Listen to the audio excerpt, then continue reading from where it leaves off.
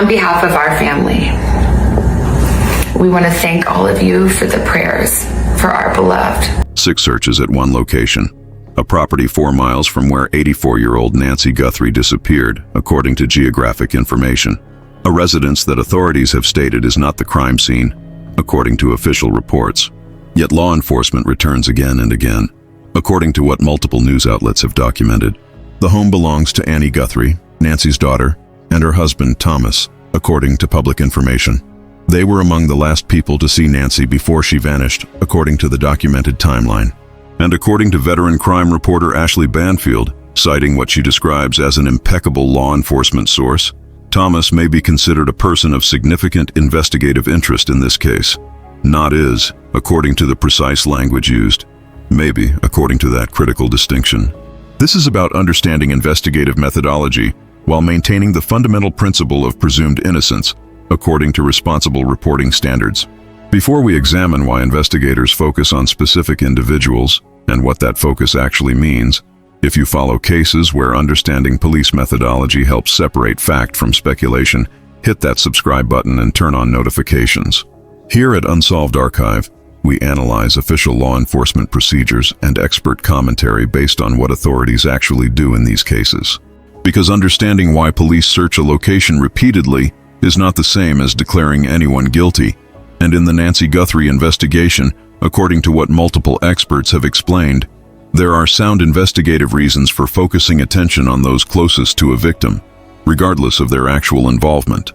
Annie Guthrie is Nancy's daughter, according to family relationships that are public information. She is married to Tomas, according to this same information. Their home is located in Tucson's Catalina foothills area, approximately 4 miles from Nancy Guthrie's residence, according to geographic details reported by media outlets. The Catalina foothills, according to demographic information, is an affluent area north of downtown Tucson. The neighborhood features larger properties with more space between residences compared to urban areas, according to geographic characteristics.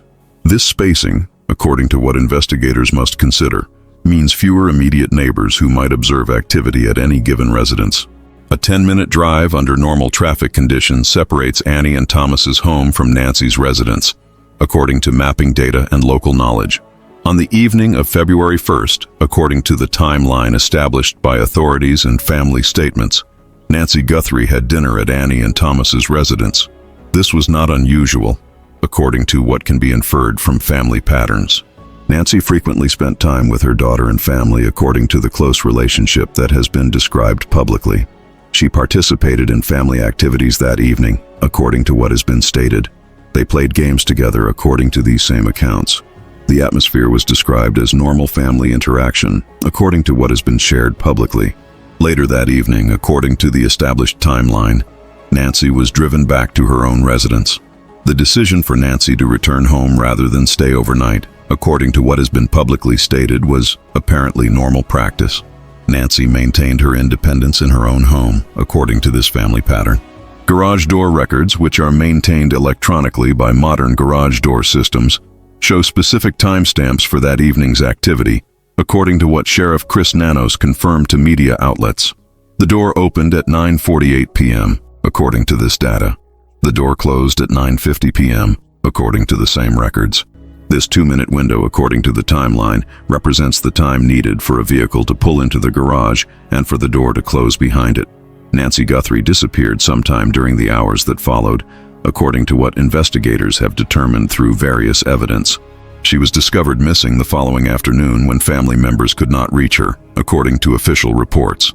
These documented facts place Annie and Tomas among the last people to see Nancy Guthrie before her disappearance, according to the established timeline.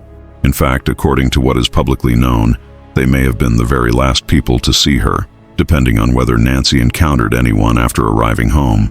This status, according to standard investigative procedures that former FBI agents have explained in numerous media interviews, automatically makes them subjects of investigative interest. Not suspects, according to the important distinction these experts emphasize. Subjects of interest, according to investigative terminology that has specific meaning in law enforcement contexts. People who possess potentially crucial information about the victim's final known hours, according to this investigative logic. Witnesses to Nancy's state of mind, physical condition, and plans.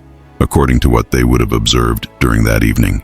Sources of information about Nancy's routine, habits, and any concerns she might have expressed, according to their close family relationship. Law enforcement activity at Annie and Tomas's property has been extensive and repeated, according to media documentation and reporter observation.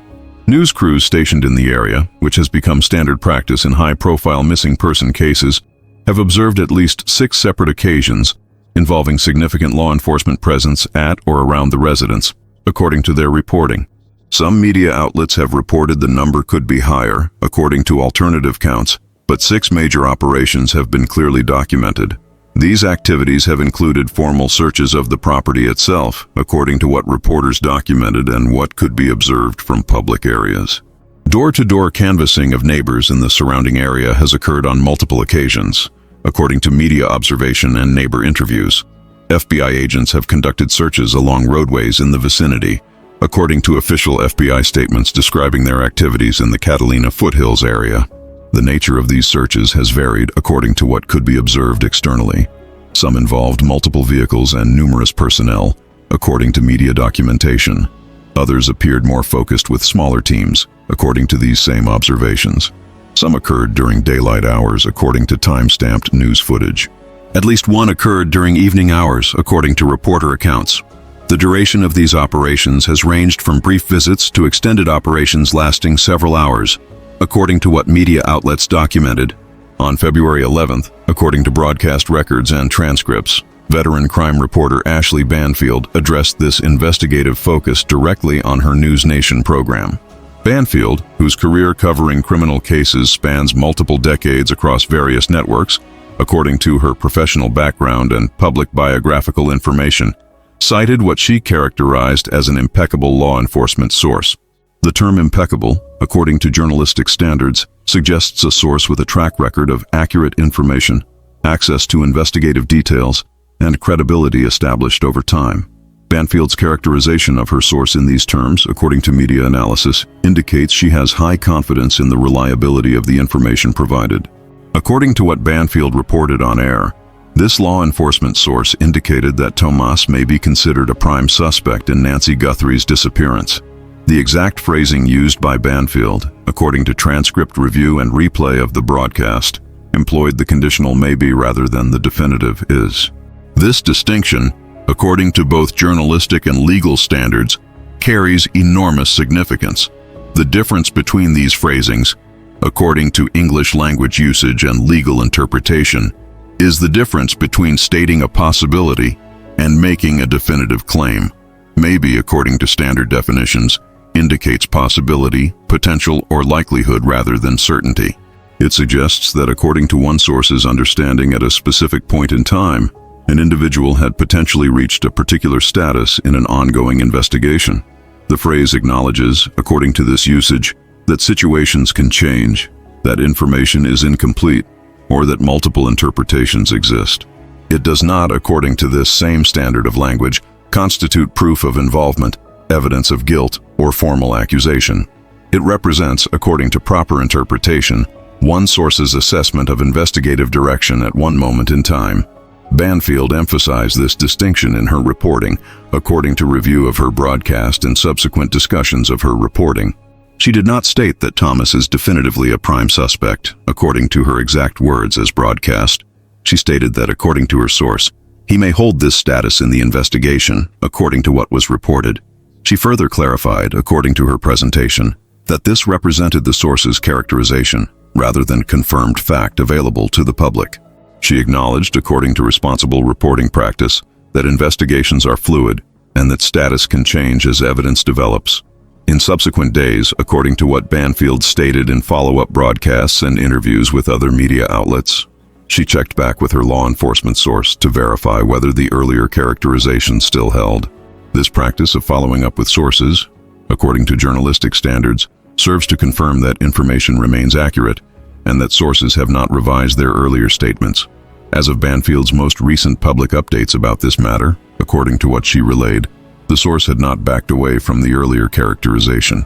The source reportedly stated to Banfield, according to her account of these conversations, that when you're over the target is when they attack you. This statement, according to interpretation of the language used, appears to be a response to criticism that Banfield received for her initial reporting. The phrase "over the target," according to military and investigative contexts where it is commonly used, suggests being focused on the correct objective or subject. The reference to attack, according to this interpretation, suggests that criticism or pushback indicates the accuracy of the focus. The source, according to what can be inferred from this statement, was expressing confidence that the investigative attention on this particular individual was justified by evidence or information not available to the public, and that criticism of this focus was misplaced. It is essential to state clearly and unequivocally, according to facts available and verifiable as of this analysis, that no arrests have been made in this case. No charges have been filed against anyone, according to official court records that are publicly accessible. No public statements from the Pima County Sheriff's Department or the Federal Bureau of Investigation have named any specific individual as a suspect, according to comprehensive review of all official releases, press conferences, and statements. FBI Director Kash Patel referenced multiple persons of interest in statements he made to media, according to his exact language as recorded. The use of plural persons rather than singular person, according to this language choice, indicates that more than one individual is receiving investigative attention. However, authorities have not publicly identified who these persons of interest are, according to standard official policy in active investigations. The Guthrie family has not made any public statements indicating they believe Tomas is involved in Nancy's disappearance, according to comprehensive review of all available public statements made by family members. Annie Guthrie has appeared in video appeals alongside her siblings Savannah and Cameron Guthrie, according to these public releases which have been broadcast widely. Savannah, as the nationally recognized co-anchor of NBC's Today Show, has used her platform to appeal for her mother's safe return, according to these public statements. Cameron has similarly participated in these appeals, according to what has been released publicly. There has been no observable indication that the family has distanced themselves from Tomas, according to what can be determined from public information, social media, and family statements. No family member has made statements suggesting they believe Tomas should not be trusted or should be avoided, according to review of available communications. Annie continues to appear publicly as his wife, according to her presence in family videos. The family's statements have focused consistently on appealing for Nancy's safe return and requesting that anyone with information contact authorities, according to the content and tone of these appeals. They have not addressed the speculation about Tomas directly, according to their choice to maintain focus on finding Nancy. Understanding why investigators might focus sustained attention on family members requires understanding statistical realities of these investigations, according to expert analysis based on decades of law enforcement experience and academic research. Former FBI agents and kidnapping specialists interviewed by multiple media outlets have referenced what they term the 70% rule, according to their professional experience and research into these cases. This statistic, according to studies of kidnapping cases and their resolution, indicates that in approximately 70% of such cases, someone connected to the victim is involved either directly as a perpetrator, indirectly through providing information to others, or through some level of knowledge about the circumstances. This statistic does not mean, according to careful interpretation by experts who cite it, that family members are guilty in 70% of cases. The involvement, according to these experts, can take many forms. Sometimes a family member is directly responsible, according to case histories. Sometimes a family member unknowingly provided information that was used by others, according to other scenarios. Sometimes a family member has knowledge about the victim's activities or associations that becomes crucial to solving the case, according to yet other examples. The 70% figure, according to proper understanding, means that investigating family members and close associates is sound investigative practice based on statistical likelihood, not based on assumption of guilt. The reasoning behind this statistical pattern, according to criminological analysis, relates to basic facts about how most crimes occur. People are typically harmed by those who have access to them. According to crime statistics across categories, strangers committing crimes against randomly selected victims, according to these same statistics, represent a smaller percentage of cases than crimes committed by people known to the victim. Family members, by definition, according to relationship dynamics, have the most intimate knowledge of someone's schedule, habits, vulnerabilities, financial situation, and daily patterns. This knowledge, according to investigative logic, can be relevant regardless of whether the family member is involved or innocent. Former FBI Supervisory Special Agent James Hamilton, interviewed about investigative methodology on multiple broadcasts including discussions of this specific case, explained the principle clearly, according to his statements. Investigators always begin with those who saw the victim last, according to standard procedure that has been refined over decades of investigative practice. This is not, according to Hamilton's emphasis, because those individuals are presumed guilty. It is because those individuals, according to investigative logic, possess the most recent information about the victim's state of mind, physical condition, plans, and any concerns they might have expressed. In Nancy Guthrie's case, according to the documented and verified timeline, Annie and Tomas are among those who saw her last. In fact, according to what is publicly known, they may have been the very last people to interact with Nancy before her disappearance, depending on whether she encountered anyone after returning home. This temporal proximity, according to investigative priorities, makes them crucial sources of information. They can describe Nancy's mood that evening, according to what they observed. They can report what she said about her plans, according to conversations that occurred. They can provide details about her physical state and whether she mentioned feeling unwell or concerned about anything, according to their observations during dinner and games.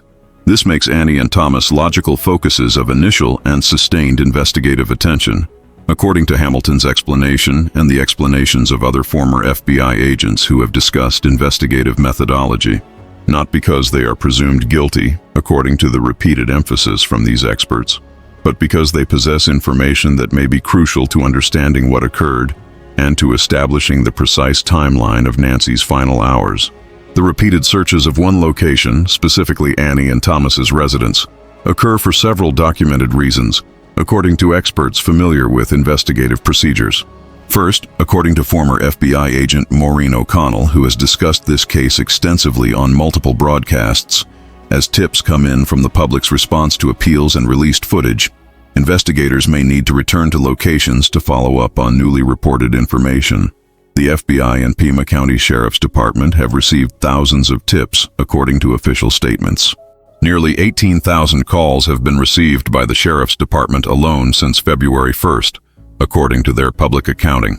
More than 4,000 of those calls came in the 24 hours following release of the suspect footage, according to these same statistics. Each credible tip, according to investigative procedure, must be followed up. A neighbor might call days after an initial search reporting they saw something weeks earlier that didn't seem significant at the time, according to how tip responses often develop. That tip might mention a specific vehicle, person, or activity at or near a particular location. That necessitates investigators returning to examine a specific area, ask additional questions of residents, or look for evidence related to the tip, according to follow-up procedures. Second, according to expert analysis, including O'Connell's professional assessment, as investigations develop and theories evolve, locations may need to be examined with entirely different focuses. An initial search might look for one category of evidence based on early theories about what occurred, according to how investigations proceed. As new information develops, according to this investigative evolution, subsequent searches might focus on completely different items or areas based on new leads. For example, according to hypothetical scenarios experts describe, an initial search might focus on whether any items from Nancy's residence are present. A later search might focus on vehicle-related evidence. A still later search might focus on electronic devices or communications records. Each focus, according to investigative methodology, might require returning to the same location with different search parameters. Third, according to law enforcement methodology explained by multiple experts, the process of ruling people in or ruling people out can require multiple interactions and examinations over time. This process, according to how it actually functions, involves investigators verifying statements made by subjects, establishing precise timelines through multiple sources of evidence, comparing physical evidence with provided accounts, and checking consistency across multiple interviews. This is not, according to expert emphasis, a single event. It is a process that unfolds, according to investigative reality, as more evidence becomes available and as more analysis is completed. The continued searches do not necessarily indicate, according to expert assessment from multiple former FBI agents, that authorities believe additional evidence remains at the location. Sometimes, according to former FBI profiler Jim Fitzgerald, who has analyzed this case publicly, repeated searches serve purposes beyond finding physical evidence.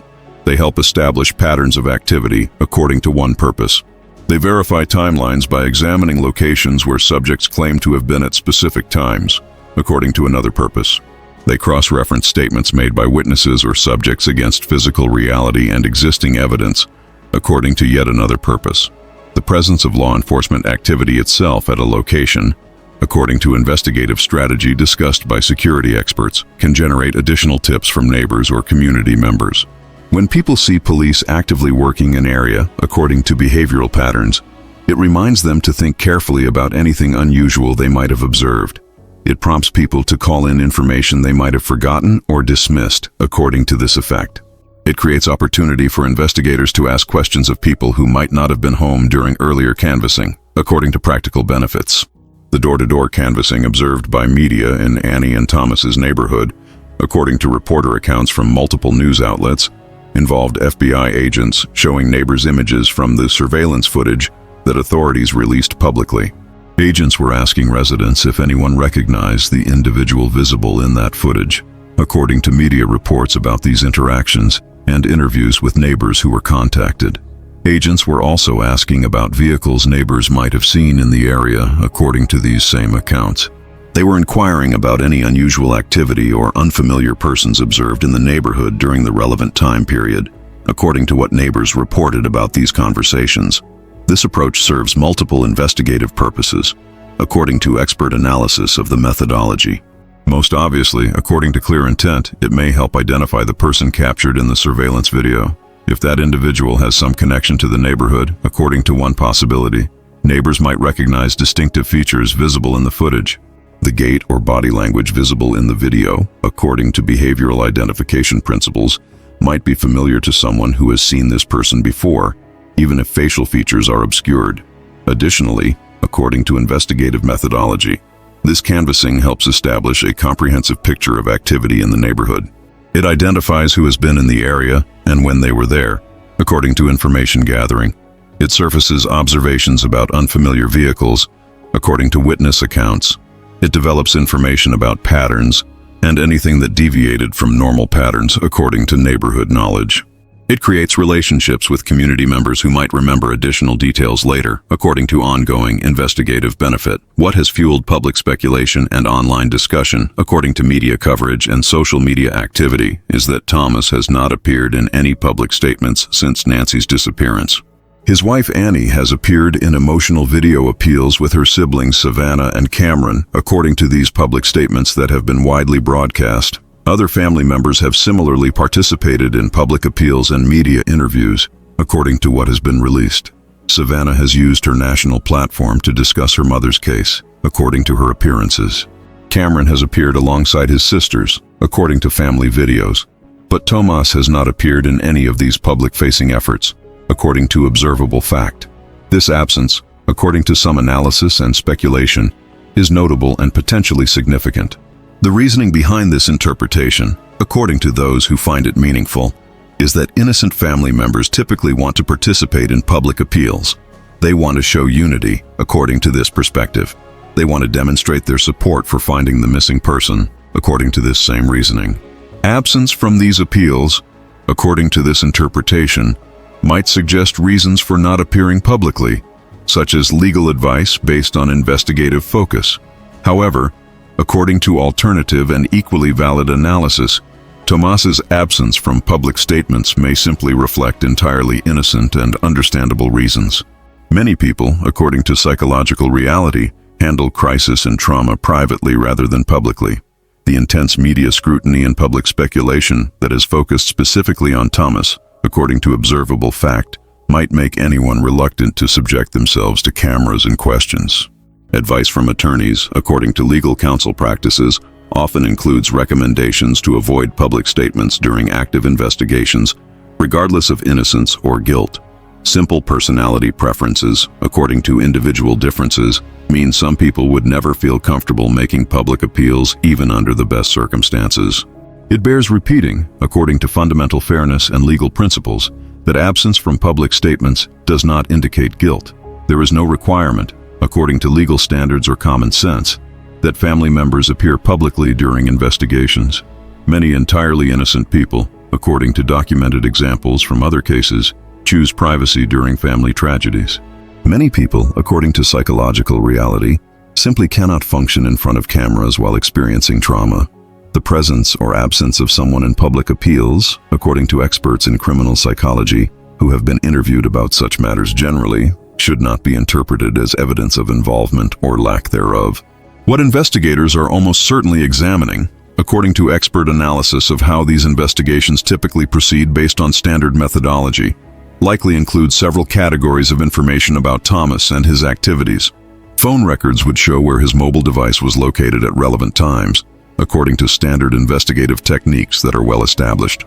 Modern cell phones, according to technical reality, ping cell towers and create location data even when not in active use. These records can establish whether someone's account of their whereabouts matches the technical data from their device, according to verification purposes. Financial records might reveal unusual transactions around the relevant time period, according to typical investigative approaches. Large cash withdrawals, according to patterns investigators look for, might suggest preparation for something. Unusual purchases, according to this same analysis, might connect to items or services relevant to the investigation. Travel expenses, according to financial tracking, might indicate movements not previously disclosed. Investigators would examine these records, according to standard procedure, not with assumption of guilt, but with the goal of verifying accounts and identifying any inconsistencies that require explanation. Vehicle records and possibly GPS data, if the vehicle has such technology, could establish movement patterns according to modern investigative methods. Many newer vehicles, according to technological capabilities, maintain location data through built-in systems. This data can show where a vehicle traveled and when, according to technical capabilities. Even without built-in GPS, according to investigative techniques, toll records, traffic cameras, and other sources can establish vehicle movements. Investigators would conduct extensive interviews with both Annie and Tomas, according to standard procedure described by former FBI agents. These interviews, according to expert explanation of methodology, serve multiple crucial purposes. They establish what someone knows about the victim's final hours, habits, concerns, and any unusual circumstances, according to information gathering. They create a documented account that can be compared with physical evidence as it is discovered, according to verification processes. They allow trained interviewers to assess demeanor, consistency, and other behavioral factors that experienced investigators consider relevant, according to their professional judgment developed over years of conducting such interviews. The property searches themselves, according to investigative methodology discussed by experts, could be looking for numerous categories of evidence. Investigators might search for items connected to the crime scene at Nancy's residence, according to forensic linking principles. If physical evidence from Nancy's home, such as fibers or trace materials, could be matched to items at another location, according to forensic science, that could establish connections between locations.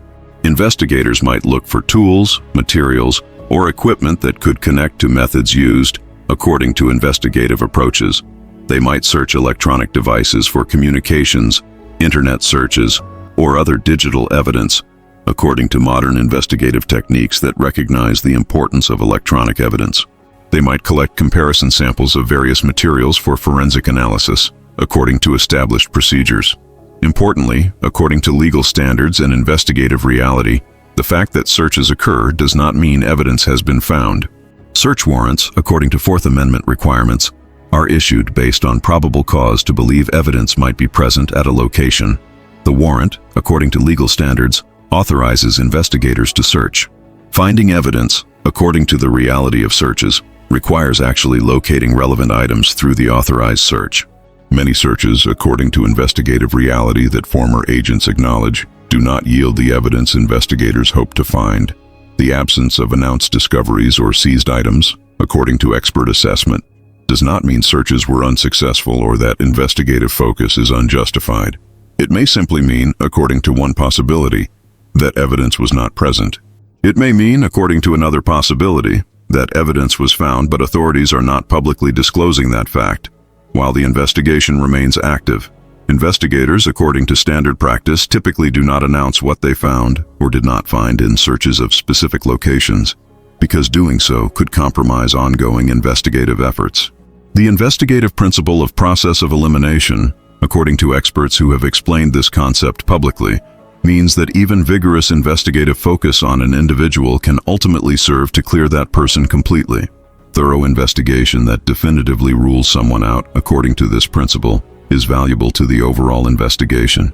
It allows resources and attention to focus elsewhere, according to efficient use of investigative capacity. It eliminates one avenue of inquiry so others can be pursued more intensively, according to investigative strategy. The goal of investigation, according to what former FBI agents emphasize repeatedly, is not to build a case against any particular individual based on preconceptions. The goal, according to proper investigative philosophy, is to discover the truth of what happened and who is responsible, regardless of where that investigation leads. Sometimes, according to investigative reality, that means thoroughly investigating someone who ultimately proves to be uninvolved. That investigation, according to this perspective, is not wasted effort. It is necessary work to rule out possibilities and focus on actual perpetrators. Several alternative explanations exist for sustained investigative focus on Annie and Tomas's residence beyond any assumption that authorities believe someone at that location is directly responsible for Nancy's disappearance. One possibility, according to investigative theory, is that authorities believe someone connected to that household has information they have not shared, possibly without even realizing its significance.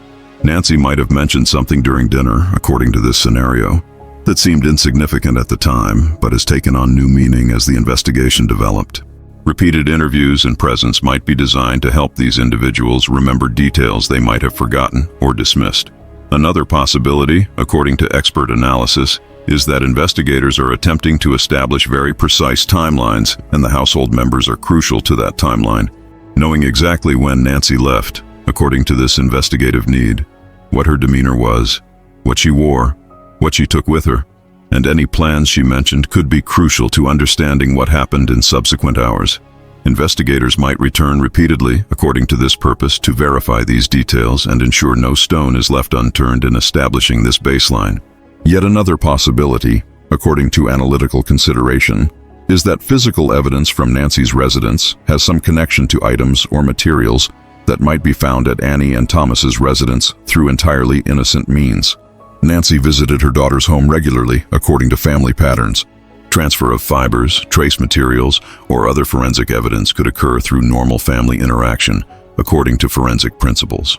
Investigators might need to collect comparison samples, according to this investigative requirement, to distinguish between innocent transfer and evidence of involvement. The white van that neighbors reported seeing in Nancy's neighborhood prior to her disappearance, according to media reports citing witness accounts, represents yet another investigative angle that might explain some focus on various residences.